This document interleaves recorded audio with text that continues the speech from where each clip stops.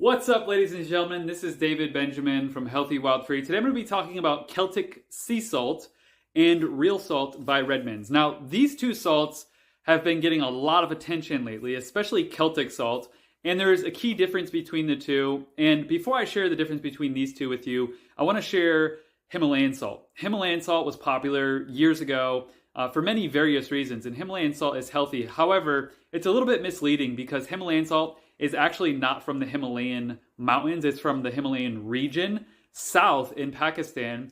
And the mining and production practices of Himalayan salt may not be up to par. There's different studies by basically that show that the levels of heavy metals in Himalayan salt are higher than what the WHO and the FDA recommend, while there's other studies that show that those levels are completely fine. So it's a bit up in the air and it's a bit questionable. So I don't really utilize Himalayan salt anymore because I don't really know what the true heavy metal levels in that salt is. And one brand may be good, one brand may be bad. I don't really know. It's hard to gauge. But what I do know is that I can research and understand a bit more Celtic salt in its origins and Redmond salt in its origins. So let's first talk about the sourcing of these two and the upsides and downsides of the sourcing of these two. So Celtic salt comes from Brittany, France. It's basically a coastline sea-derived salt from France, which means you're getting the salt from the ocean. And it's actually the practice that they utilize is based in Celtic tradition in that region many hundreds of years ago.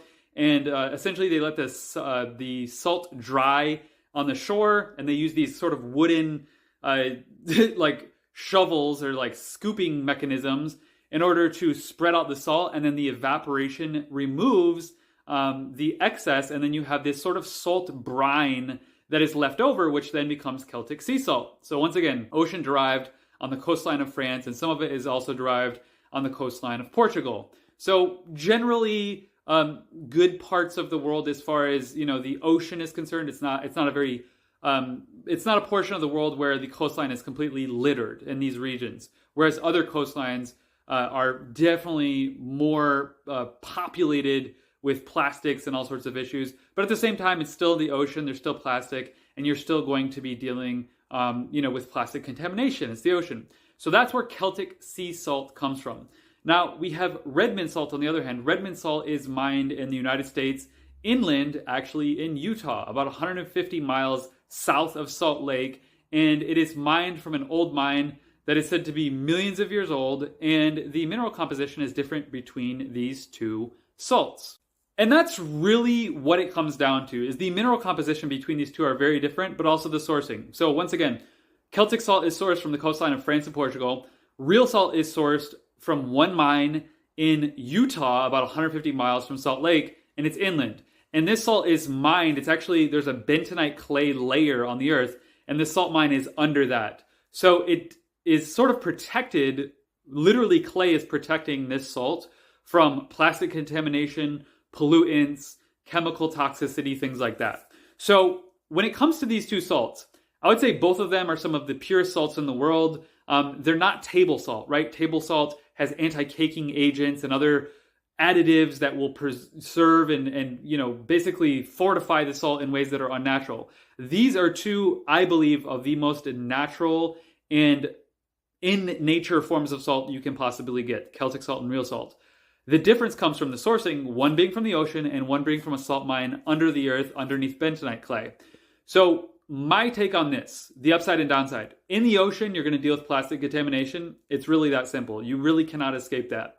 So as far as microplastic contamination is concerned, I would venture to say that Celtic salt is going to have more microplastic contamination simply because it's mined from the ocean.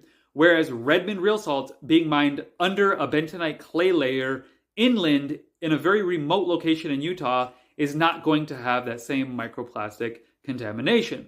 So that's one key difference. While that is valuable and it's good to know, I still don't think there's going to be a ton of microplastics in Celtic sea salt because other parts of the world where plastic is there's much more plastic and the coastlines are littered with plastic, it's not going to be like on the coast of France or Portugal. However, there's still going to be some microplastic contamination. That's just the way it is. Now, the second difference between those two, so in my opinion, Redmond salt kind of wins in that battle because it's not going to have that plastic contamination. The second thing that you need to understand is the mineral composition. The composition. The only difference between any salt in the world, really beyond the source, is the mineral composition and what is added to that salt, if anything. So both these salts are completely natural. They don't add anything to it, but the mineral composition is very different. So I actually have a chart here that I pulled up that breaks down the mineral composition of 1.5 grams of this salt, and even Himalayan salt. So if you want to see the full mineral composition of these three salts, click the link below in the description, and I will link to an article that has this chart so you can read it in depth and in detail. But the big key difference here between Celtic salt and Redmond real salt is that Celtic salt actually has more potassium, calcium, and magnesium. In fact, it has potassium, calcium, and magnesium, while Redmond real salt, on the other hand, does not have these minerals.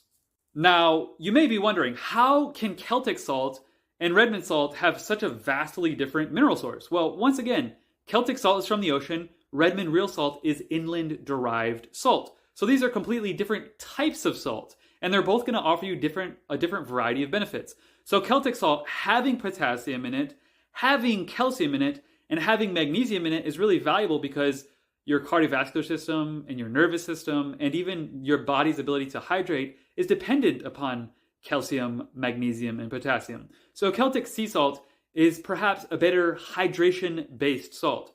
On the other hand, Redmond real salt is higher in and actually has iron, phosphorus, and iodine, which iron is good for your hemoglobin and your red blood cells and the transportation of oxygen throughout your body. And it's also beneficial, phosphorus is also beneficial for your calcium metabolism, which calcium is going to be in here, and your calcium metabolism is going to be in here. So maybe both of them together are the ideal scenario. And then additionally, the iodine, which is good for helping to support your thyroid and to create and promote thyroid hormones.